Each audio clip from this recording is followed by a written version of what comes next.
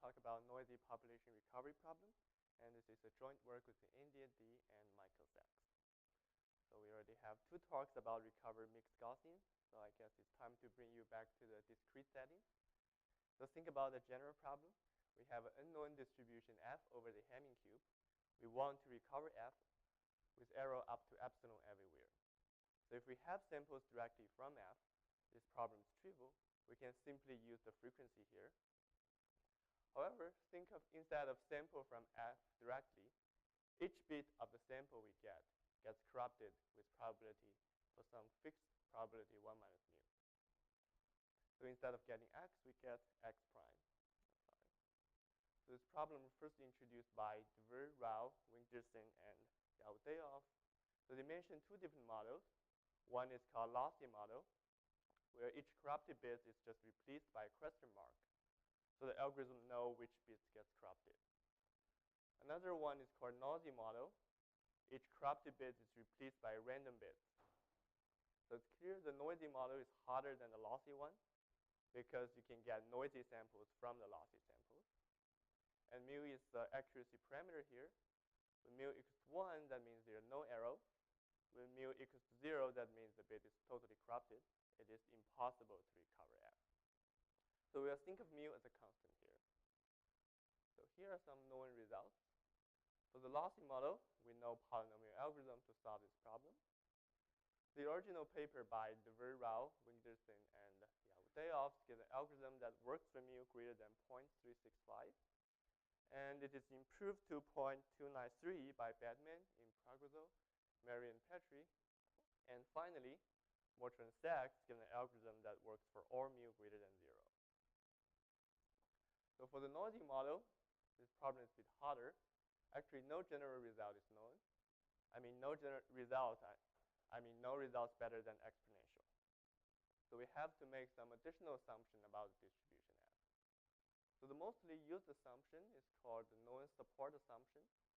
We assume the support of f is given to the algorithm, and it has size at most k. So k will also be our parameter here. We want to find an algorithm runs time poly n and k. So under this assumption, Winterson and Yaodeov give an algorithm runs in time poly k to the log k, quasi-polynomial. And it is increased to k to the log k by Levitt and Jiang. So in this paper, we give the first polynomial algorithm for this problem. Also, it's an interesting problem to see if we could weaken this assumption. So if I have time, I'll talk about some known reductions in the end of this talk. Okay, now let's back to the problem. Let T mu be the noisy operator. So T mu f is the distribution under the noise. Recall we can only get samples from this distribution. So we can view T mu as a general operator, acts on Boolean functions. And it's easy to verify this is actually a linear operator. And its eigenvectors are exactly Fourier characters. And they have eigenvalue mu to the size of f. So it's nature to think we can do Fourier expansion on f, so we will know how this operator T mu acts on f. So define the Fourier coefficients of f to be the inner product of f and chi s. So we can represent f using Fourier characters. So recall here we define inner product to be summation instead of expectation. So we have this 2 to the negative n normalization factor here. So under this notation, it is easy to see the Fourier coefficients of T mu f is related to the Fourier coefficients of f here, which is very important to us. Okay, so on the other hand, a very interesting observation is just to use the definition we have. That means chi s of x is an unbiased estimator for the Fourier coefficients of T mu f. Recall we get samples from distribution T mu f. Well, that means use this equality. We can just multiply it by 1 over mu to the size of s. We get an unbiased estimator for the Fourier coefficients of f. Okay, so as far as this factor is small, that means we can estimate f hat of s efficiently. So it's small when the size of s is bounded by big O log k. Then this factor is poly k, so we can use this estimator to estimate the Fourier coefficients of f efficiently. So now our task will be how to use those Fourier coefficients to recover f. So first, without loss of generality, we can think we only need to recover f of 0. Here 0 means the origin. Okay, so how to use Fourier coefficients to get f of 0? So in general, we have the following identity.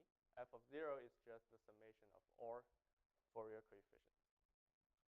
So this indeed gives an algorithm to estimate f of 0, which is simply estimate each Fourier coefficient of f and sum over all s. Well, this is, of course, a pretty bad algorithm because we need to add 2 to the n terms. And we need exponential samples to estimate f hat of s when s is large. So we want to do better. So in general, it is kind of hopeless because this is a general representation for f of 0. However, here we can use our assumption that we know the support of f, and it has size at most k. So we may be able to come up with another linear representation of the Fourier coefficients that equals to f of 0. So those coefficients will depend on the support of f, and it will only work for those functions that supports on this known set. Okay, so we want to recover f of 0 using this linear representation. Here recall Plancher's theorem that relates the inner product with Fourier coefficients. That means if we think of those coefficients as the Fourier coefficients of some function L, so this summation will be exactly the inner product of L and f, and we want it to be f of 0. So we hope this equation will give us an algorithm to estimate f of 0. So what do we need for this L? First, for the left equality. In order to make this equality hold, we need L of 0 to be 1 and L of x to be 0 for all other x in the support. Recall here we use the fact that we know the support of f. So we only require L to be 0 on those points instead of everywhere else on the Hamming cube. Also for the right-hand side, this is an identity here. In order to estimate this summation efficiently, we need the following properties. First, we only know how to estimate f hat of s when the size of s is small. So L hat of s should be 0 for all other s. Also, we should only have polynomial many terms. Last, we need the fact that these coefficients cannot be too big. So the error will blow up a lot.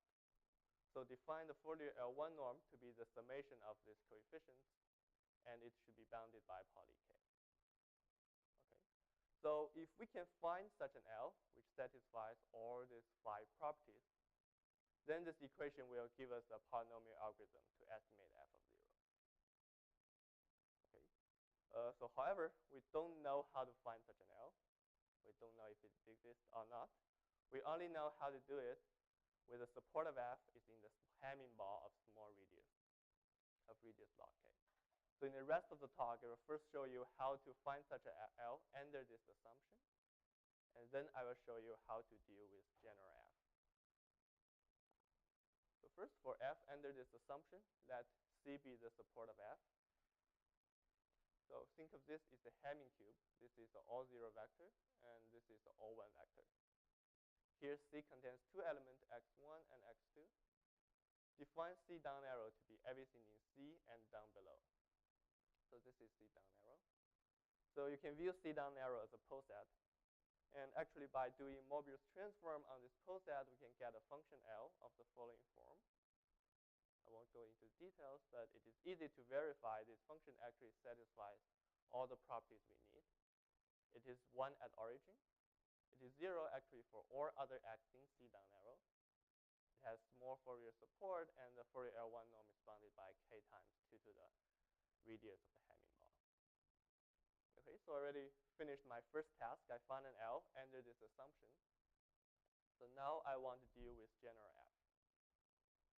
So for general f, let's try to do the same thing. Let's set a threshold r to be log k. And we define C to be those points near the origin, and far be those points away from origin. So this C will still in the Hamming ball of small radius. So let's use this C to get the same L's before and see what this L's give us now.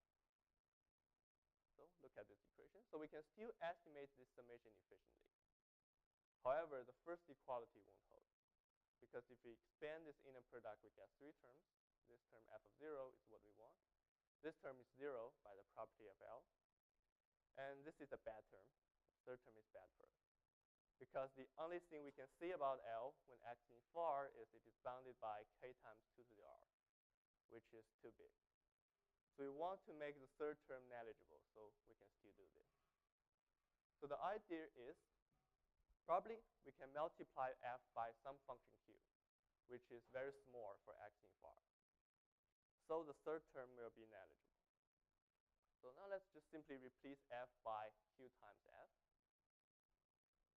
So first, in order to estimate this summation efficiently, we're going to need the fact that the Fourier coefficients of q times f should be able to estimate efficiently using noisy samples from f. So this is non-trivial. We cannot hope this in general. So actually, the construction of q will highly depend on this noisy operator t mu and the support of f. Okay, so now let's look at the first equality. We expand the inner product here. We want the third term to be negligible. So q0 should be 1, and qx should be small for acting far. Okay, so luckily here we can use the result in Levitt and Zhang's paper. They provide such a q, which is almost good enough for us. Well, let's try to plug in their q directly. They guarantee that we indeed can estimate this Fourier coefficient efficiently. And q0 is 1. They also provide the following bound for q, which is smaller than e to the negative 1/2 mu square r. Record the bound we have for L. It's k times 2 to the r. So is this good enough for us? Well, unfortunately, no, because 2 to the r is e to the ln 2 times r, and ln 2 is actually strictly bigger than this 1/2 mu squared. So this bound is kind of still useless to us. However, we are actually almost there, because we may hope to improve this L a little bit so we can get a better bound here. So this third term will be negligible. Okay, so the rest task is only to improve L so we can have a better bound. So record what properties we have for L now. We know the Fourier support of L is in C down arrow. We want to keep it. The Fourier L1 norm is bounded by 2 to the r. We want to improve it to 1 plus delta to the r for some small delta. So we can deal with the third term here. Okay, so we want to make this property better. So usually the best way to make one property better is just make another one worse. We want to pay something to get something here. So what we can pay for L? So we know L of 0 is 1. And we also know L is 0 for all other x in C. So we can pay something here. We can allow it to be non-zero, but it's also smaller than some small eta. So this property gets weaker. So if we can find both small delta and small eta, then we are done.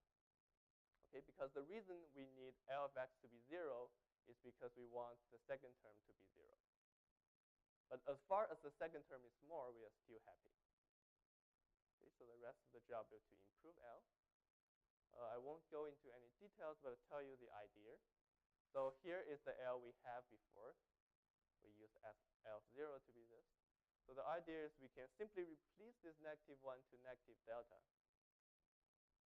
Then the Fourier L1 norm will be good. This function won't do the job, but we can hope to define a family of functions of similar form. They both have similar structures.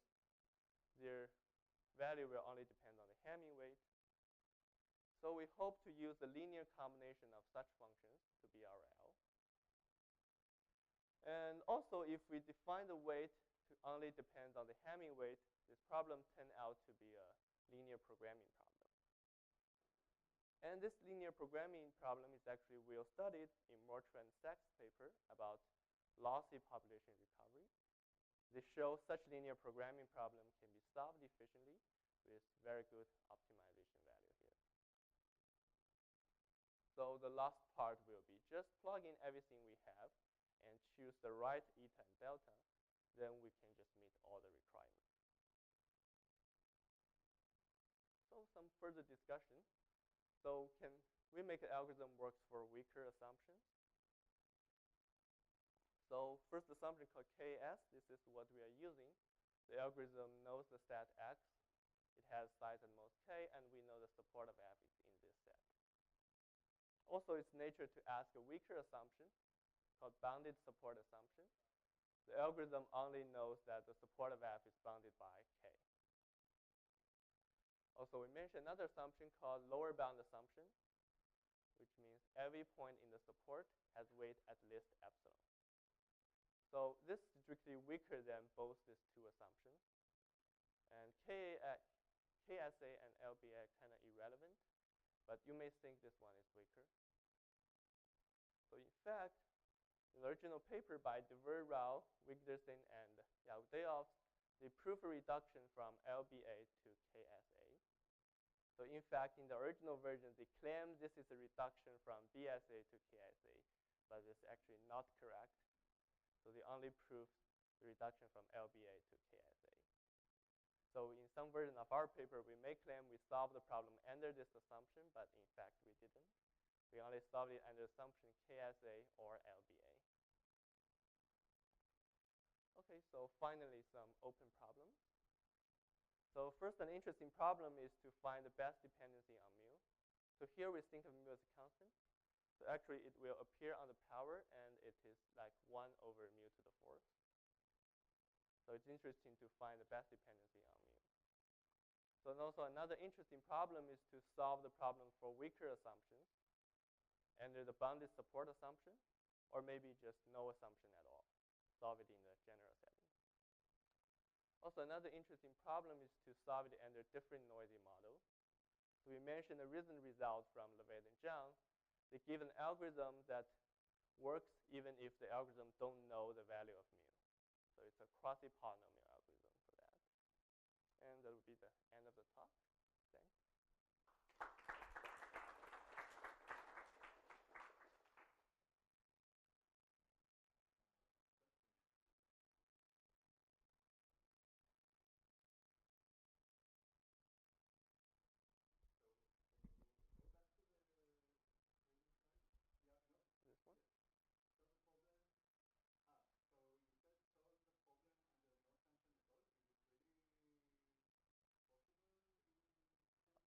I don't know. I don't believe it, but you can try to prove a lower bound for that. Is it impossible to solve it for general settings? You didn't think about